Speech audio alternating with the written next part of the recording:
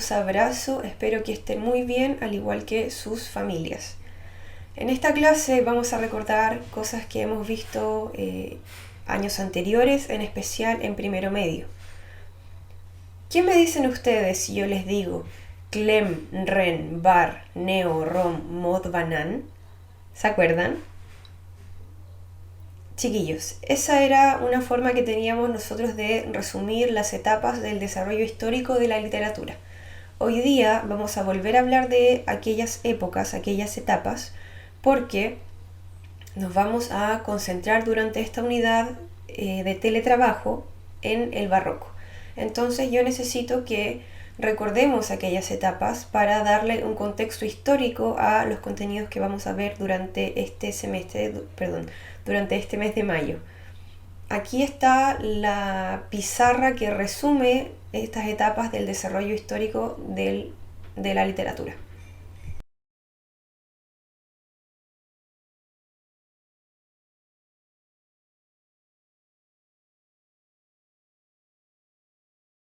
¿Se acuerdan de qué significa cada etapa? Ok, ahora con un sencillo stop motion ustedes van a recordar cuál es el nombre de cada una de estas etapas del desarrollo histórico del género lírico.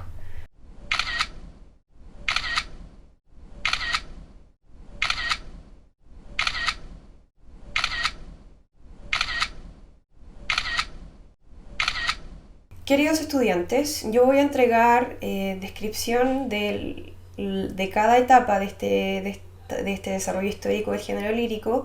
Voy a entregar los años en los que ocurrió cada una de las etapas y además voy a describir las obras más importantes. Por lo tanto, ustedes van a armar en su cuaderno una especie de línea de tiempo en la que van a indicar los años de duración y las obras más importantes de estas épocas. Además, previo a esa línea de tiempo van a ir tomando apuntes acerca de la descripción de cada una de las etapas.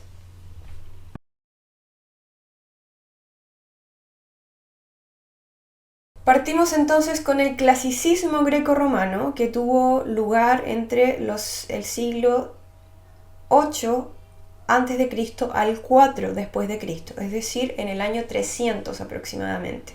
En esta época del clasicismo destacan las obras Oda a Venus de Safo, Odas heroicas de Píndaro y el poema Odi et Amo de Catulo. Odi et Amo en latín significa odio y amo. La época del clasicismo se caracteriza por ser aquella donde se origina la literatura, donde aparece la poesía y el teatro y además conceptos como belleza, arte y estética. En esta época se entiende que la poesía debe imitar a la naturaleza y además el teatro es una forma de liberación de las emociones porque el público que asiste al teatro en esta época entiende, o más bien el público que asiste al teatro en esta época lo hace con el objetivo de realizar una catarsis, es decir, mediante la representación de los conflictos humanos en el escenario, el público sufre o padece una especie de llanto que termina liberando sus propias emociones.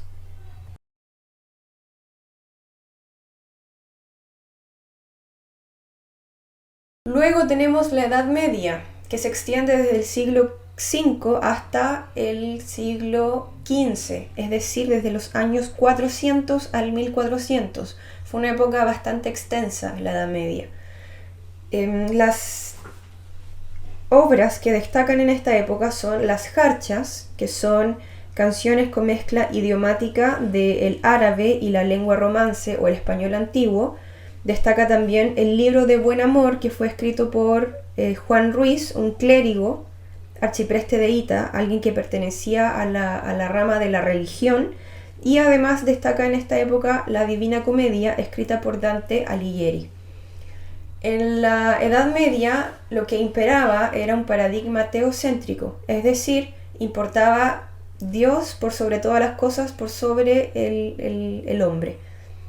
La poesía era transmitida de forma oral, al igual que en la época anterior, en el clasicismo, porque el analfabetismo era muy alto, es decir, las personas que sabían leer y escribir era una pequeña porción, era una población muy reducida. Por lo tanto, la poesía se difundía de forma oral, por medio de juglares que se paraban en espacios públicos a cantar poesía y pidiendo una cooperación, ¿cierto? Pidiendo dinero para subsistir. Destacan las jarchas, la poesía provenzal y la poesía religiosa. La poesía provenzal se refiere a la que era cantada por trovadores y el tema era el amor hacia una mujer idealizada e inalcanzable.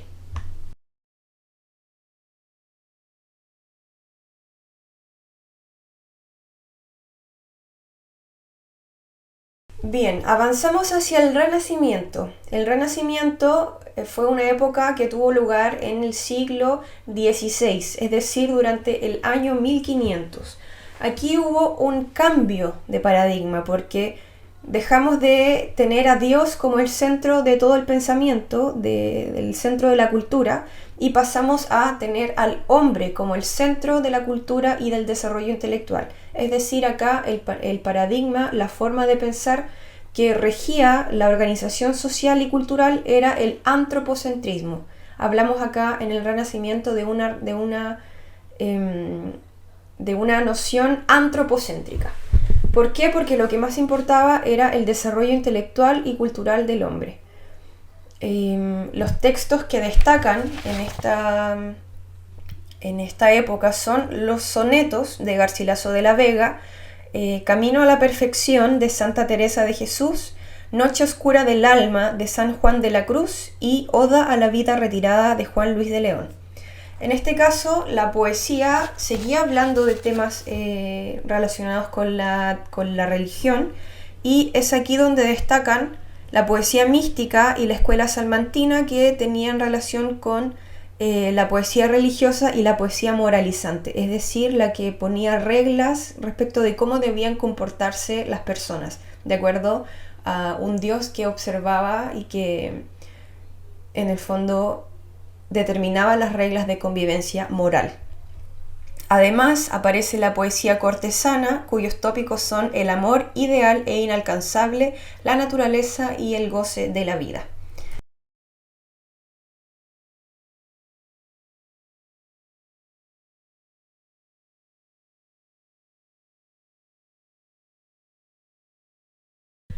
Seguimos avanzando en esta línea de tiempo, ahora nos quedamos con el barroco. El barroco fue una época histórica que tuvo lugar en el siglo XVII, es decir, en el año 1600. Los autores que tuvieron mayor protagonismo en esta época son Luis de Góngora y Francisco de Quevedo. Existe una situación bastante particular aquí en el barroco porque estos dos autores crearon dos corrientes distintas del barroco, y entre ellos había una oposición, una rivalidad, bastante notable. El conflicto literario que existió entre ellos tuvo bastante notoriedad en la época, y hasta el día de hoy se sabe que ellos eran prácticamente enemigos mortales, porque tenían puntos de vista bastante distintos. Nosotros en las clases que siguen vamos a ir averiguando un poquitito más de qué se trataba esta disputa, pero sí es necesario recordar que Luis de Góngora, que era quien llevaba la bandera del culteranismo, era enemigo mortal de Francisco de Quevedo, quien llevaba la bandera del conceptismo. El barroco es una época que está caracterizada por el exceso, lo recargado, y además por una crisis política, económica, social y religiosa. Por lo tanto, existen obras dentro del arte, la arquitectura, que dan cuenta de un miedo al vacío. Los invito a ustedes a investigar sobre la arquitectura barroca, sobre el arte barroco, para que se den cuenta de que siempre en esta clase de obras está presente lo recargado, el exceso de información, o el exceso de relieves, el exceso de formas, porque había una especie de miedo al vacío en esta época del barroco. ¿Qué les puedo decir? Es importante también rescatar que durante el barroco se dio el denominado siglo de oro, que es una época de amplio desarrollo literario y cultural, caracterizada por el pesimismo y la expresión de los contrastes y la crítica. En este sentido surgen el culteranismo, que dijimos que era de Luis de Góngora, donde se le daba importancia a la forma de la composición poética, al uso de recursos estilísticos o figuras retóricas relacionadas con neologismos, hiperbatón y elipsis, que es la supresión de cierta información en las frases. Además se utilizaba expresiones cultas como alusiones a la mitología y la historia. En el conceptismo, que sabemos que es la corriente que desarrolló Francisco de Quevedo, hay más importancia al contenido que a la forma. Entonces se utilizan juegos de palabras, antítesis y contrastes. Obras importantes de estas épocas: Soledades, fábula de Polifemo y Galatea, de Luis de Góngora, y A la mar, amor constante más allá de la muerte, de Francisco de Quevedo. Chiquillos, en estos tiempos que estamos viviendo de educación a distancia, la forma en que vamos a trabajar es que ustedes me manden sus avances, sobre todo de la línea de tiempo que estamos haciendo, por Instagram, ¿ya? Yo, luego de pensarlo mucho y de conocerlos a ustedes también, he cedido y desde ahora yo voy a comunicarme con ustedes vía Instagram. ¿De qué forma? Ustedes van a subir sus avances y van a ir subiendo las tareas de cada clase por Instagram. Las van a subir y me van a etiquetar. Van a etiquetar a mi perfil de Instagram de profe, que es @profecata.mandarina. ¿Ya? Yo voy a estar leyendo sus historias, como duran 24 horas. Voy a hacer también comentarios respecto de lo que ustedes tengan respecto de lo que ustedes me muestren, y ahí voy a ir llevando un registro acerca de lo que hacen. La persona que no tenga Instagram, yo puedo recibir por correo electrónico, que es profecata.mandarina@gmail.com. Ahí yo puedo ir recibiendo por foto igual, o que ustedes me escriban, me cuenten qué es lo que están trabajando o cómo lo están haciendo, para que podamos mantener una comunicación más fluida en esta educación a distancia. Me despido de cada uno, les doy un abrazo gigante a la distancia, un abrazo imaginario, pero con mucho cariño, también para sus familias. Espero que estén bien y que nos veamos muy pronto. Besitos, cuídense.